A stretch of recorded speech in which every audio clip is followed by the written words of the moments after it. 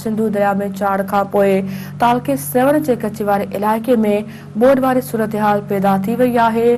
30 ॻोठ पाणी हेठि अची विया आहिनि।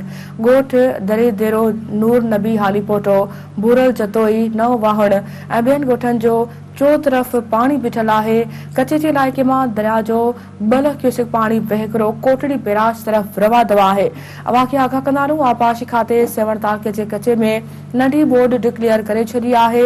आपाशी अमलदारनि जो चवणु आहे त LS बचाव बंद ते एमरजेंसी लागू कई वई आहे।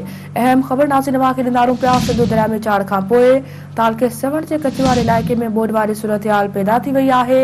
30 ॻोठ पाणी हेठि अची विया आहिनि। ॻोठ दरिदेरो, नूर नबी हालीपोटो, भूरल जतोई, नव वाहण ऐं ॿियनि ॻोठनि जे चो तरफ़ पाणी बीठल आहे। कच्छ जे इलाइक़े मां दरिया जो 2 लख क्यूसेक पाणी वहिकिरो कोटड़ी बैराज तरफ़ रवां दवा आहे। आपाशी खाते सेवण तालके जे कच्छ में नंढी बोड डिक्लेयर करे छॾी आहे। आपाशी अमलदारनि जो चवणु आहे त LS बचाव बंद ते एमरजेंसी लागू कई वई आहे।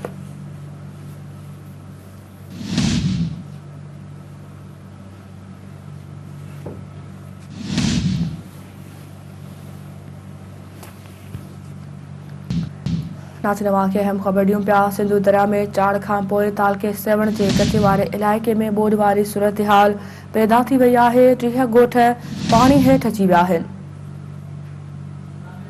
इन हवाले सां तफ़सील सां राब्तो कयो आहे सेवण में सिंध टीवी न्यूज़ रिपोर्टर कादिर बख्श कुंभर सां। कादिर, अपडेट कजो। सेवण जे कच्छ वारे इलाइक़े में बोड वारी सूरत-हाल पैदा थी वई आहे। 30 ॻोठ पाणी हेठि अची विया आहिनि। कहिड़ा तफ़सील इन हवाले सां?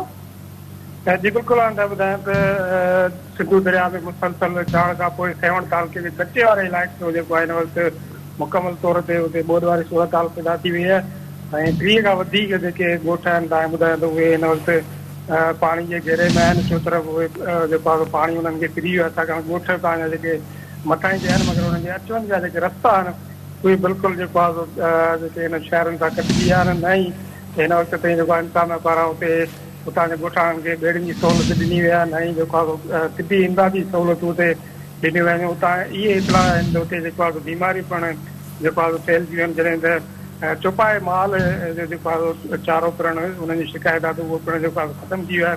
ऐं उन खां अलाए तव्हांखे ॿुधायां त लखे रुपए जी माले ते जेको फसल वणनि जो पोखियल हो उहो पिणु जेको आहे उतां जे आबाद वारनि जो ॿुॾी वियो आहे। हिन वक़्तु ताईं कच्छ जो इलाइक़ो मुकमल तौर ते पाणी जी लपेट में आहे ऐं दरिया जेको आहे अञा ताईं मुसलसल जेको आहे चाड़ में अचे वेठी। ठीकु आहे कादिर, वॾी महिरबानी अव्हां जे हवाले सां अपडेट करण जे लाइ।